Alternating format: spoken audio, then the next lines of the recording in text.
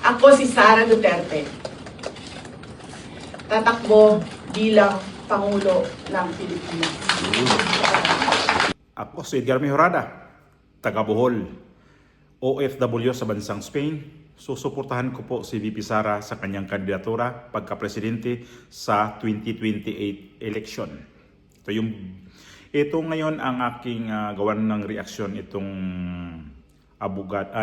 parang spokesperson yata to sa Comelec na si Marcoleta pala ngayon pinag-initan na rin dito sa Comelec. Sino nang sa likod nito? Na ito si Marcoleta kasi alam naman natin na hindi talaga to nanahimik dyan sa Senado. Kung ano nakikita niya na ito talagang tama, talagang didiretso talaga.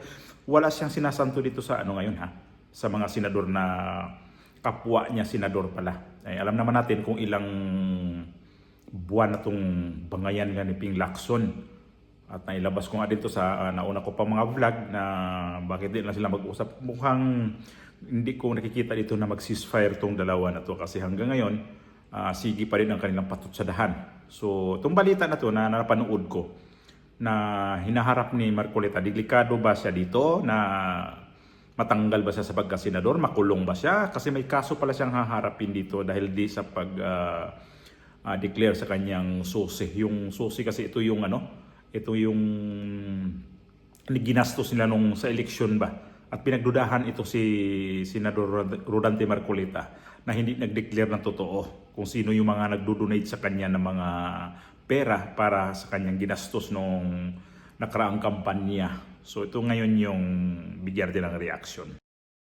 Ma'am, actually wala pa pong nilalabas na findings o yung pong resolution sa fact-finding ang PIFAD. And definitely po, ito nga po yung pinapaliwanag ni Chairman Garcia, wala pong jurisdiction kasi ang COMELEC when it comes to SALN. Labas po yan sa jurisdiction po namin. So ang tinitignan nga po dito ng PIFAD ay yung pong pagkakaroon-compliance dun sa rules on SOSE, whether it be a contribution or the expenditure. Kumbaga po on the side lang, additional information lang in SALN, but it is not the meat of the investigation conducted po by the PIFAD po.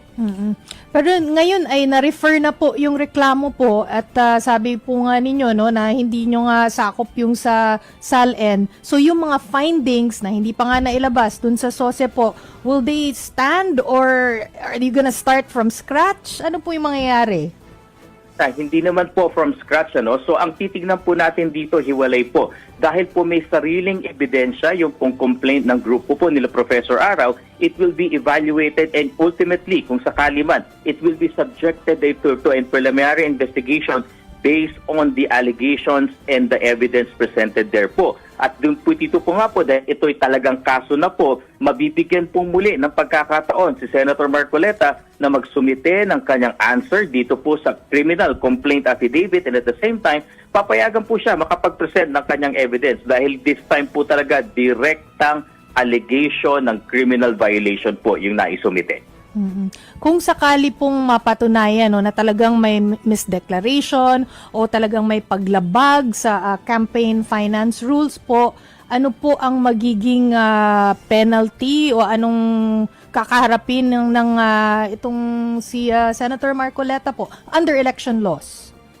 Ma'am Chiki, kung meron man pong finding po ang COMELEC po dito, hindi po kami, dahil criminal case po ito, hindi po kami ang magiging parang korte dito. But the COMELEC will stand as the prosecutor. Ayon po sa mga umiiral na batas, dito po sa Republic Act 7166, pati na rin sa Omnibus Election Code, kapag may finding po ng probable cause, ang COMELEC isasampa po namin ang kaso sa Regional Trial Court. Ang tawag po sa mga kasong ito ay election offense. At ang penalty po ng election offense ay imprisonment of 1 to 6 years, kasama po yung pagtanggal ng karapatang bumoto, pati na rin po yung accessory penalty po ng perpetual disqualification to hold public office. Okay. Sir, if I understand you correctly, sir, fact-finding nga naman yung sa Political Finance Department eh. So whatever findings the Finance Department has or had, does not necessarily collide or run counter to whatever filings the group contra Daya had made. Tama ho ba? I'm wondering, sir, why does it? Kasi I read the news article quoting Chairman Garcia. It sounded so complicated and so technical when when I suppose, sir, I hope you don't mind me saying this, from a layman's point of view, mukhang cut and dried siya as far as, kasi subscribe and sworn to naman yung SOSE. Tapos yung pahayag ginawa was made in a very very public manner in a online show. The normal viewer and citizen would say, oh, so ano pa yung what's the hold up? If you don't mind my Opo. asking, sir.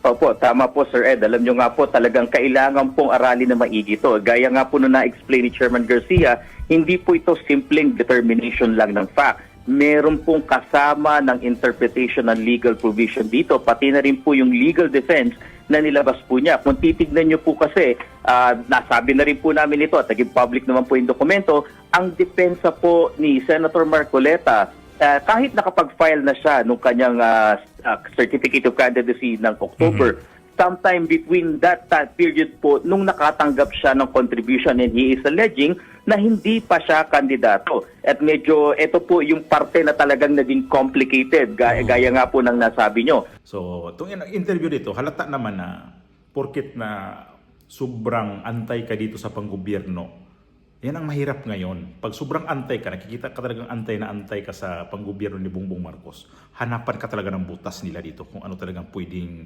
ikataob mo. O, ilagay lang, ilaw natin dito si Barsaga at saka itong si anak nitong ni Loren Ligarda, itong si Liviste, yung Congressman Liviste at saka ito si Congressman Barsaga, di ba? Vocal sa kanila, yung mga anti-corruption, yung hindi, basta itong against sila sa gobyerno. So ito ngayon nangyari dito kay Senador Marcoleta. So ito si Senador Marcoleta, membro ho ng INC ho ito. So nakikita to sa INC ngayon na ano ba nangyari sa gobyerno ng administrasyon ni Bongbong Marcos. Mukha yatang pag-against sa kanya, yung mga tauhan niya, yung mga nakapaligid sa kanya, pilit talagang gagawa ng kaso, gagawan ka ng issue, kung ano man yan. Para sa akin, may mukhang, may pagkaano to ha, may pagka style martial law, no? Kung, ewan ko lang, basta, tingnan nyo naman to nangyari ngayon sa mga 18 na mga Marines.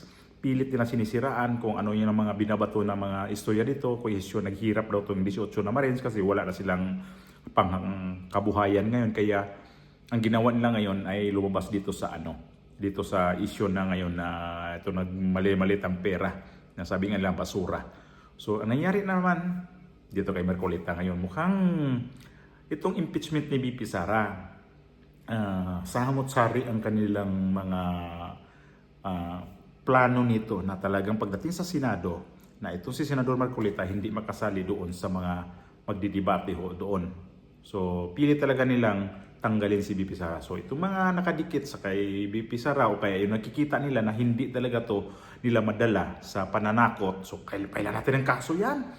Ganun ang nila ngayon, estilo sa mga panggobyerno nito eh. Di ba? Mga vlogger nga eh. Kapag against sa gobyerno, pinaimbestigahan o pinasabpina sa House of Representatives, kinasuhan. Ganun ang nangyari ngayon sa Pilipinas. Samantala, ang daming issue na dapat harapin. Lalo itong nangyari ngayon sa nangyari ngayon. Ang dami talagang problema. Hindi nila ito nakikita ang problema na to. Ang nakikita talaga nila, politika. Laban ng laban dito. Kung kalabanin nila to si ganito, basta gantihan na lang talaga. Ito kasi si Senador Marcoleta, nakikita ko kasi dito. Hindi talaga umaatras dito sa mga nakikita niya ng mga senador diyan, mga datihan kayo, ang yabang ninyo, porket mga datihan kayo. Parehas naman tayo mga senador dito.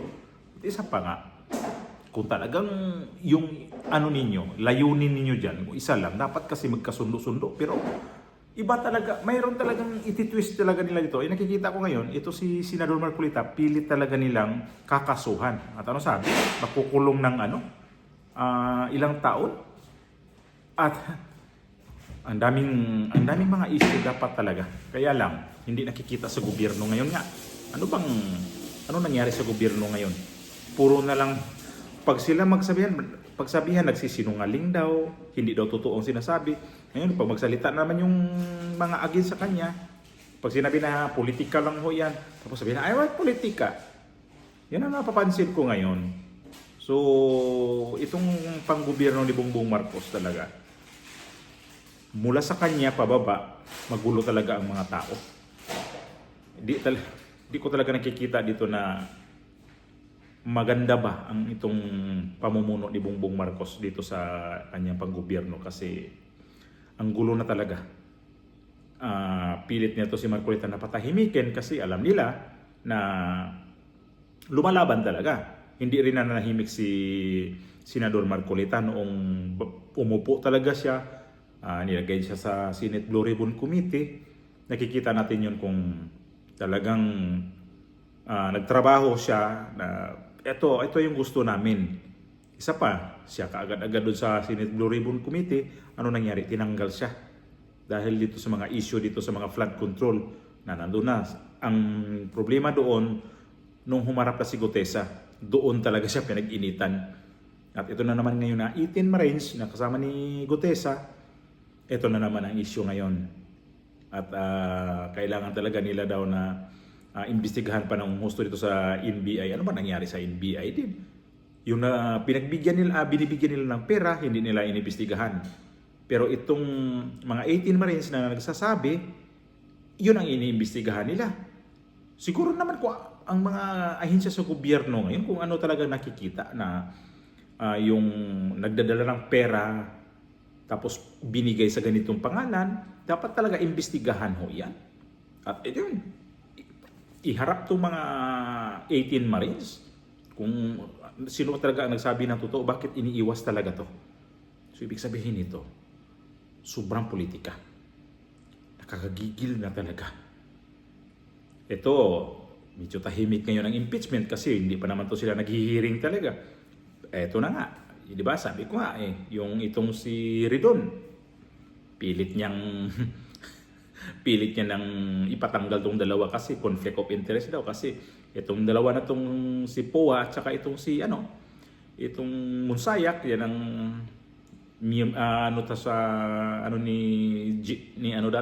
ni Sara Duterte. Pilit nila ipatanggal. Ayaw nila daw to. So, ito na naman ngayon, Marcolita na naman. Sino sa likod nito? Lacson? O si Bongbong Marcos? Imposible naman yan. Hindi rin alam ni Bongbong Marcos na ito si Marcolita. Mukhang tinik talaga to sa lalamunan. Kailangan tanggalin ko yung mga tinik sa lalamunan dito. At itong impeachment ni BP Sara, tandaan natin to. Ma-impeach talaga siya dyan sa House of Representatives. At ito nangyari ngayon kay Marcolita. So, nakikita nga to sa Iglesia ni Cristo. Anong susunod nitong hakbang ng Iglesia ni Cristo? Papalag to. Hindi ito mananahimik. Alangan naman sabihin ng Iglesia ni Cristo, uy, miyembro namin, ganyan kagarapal ba yan? Hindi naman pwede yan na miyembro namin. Kami mismo magtanggal dyan. Ito si, Marcolita ngayon, nanganganib na masampahan ng kaso at tatanggalin sa kanyang pagkasino. Kasi gagawin nila ng issue yan sa Comelec Ang Comelec na magsabi niyan, bawal to kasi hindi ka nag-declare sa iyong susi. Si Marcolita na ba ang kumandidato ng pagkasenador? Ang dami-dami nila. Yung ibang nanalo dyan, sino nagdo-donate din yan? Bakit si Marcolita lang na hinahanapan ng ganun? Kung susi ang pag-uusapan, dapat yung mga nananalo dyan. Bakit yung mga Tulfo dyan? Imposible naman wala silang nag-sponsor dyan. Kaya ba nila ilang milyon-milyon ang gastusin nila pagka-senador kung wala talaga nag-ano sa kanila? Nagpupundo? Mayroon nagpupundo? Kahit sino pa dyan. Mga kandidato. Pinupunduhan ka. Sige, ito. Ambag-ambag kami dyan. So, bakit si Marcolita lang talaga ang pinag-interesan dito sa itong tao na to? So, may nangyari dyan na alam na natin kung ano nangyayari ngayon dyan sa paligid ng gusto nila matahimik itong si Senador Marcolita. Animal talaga itong panggobyerno na to. Wala na talagang kaayusan.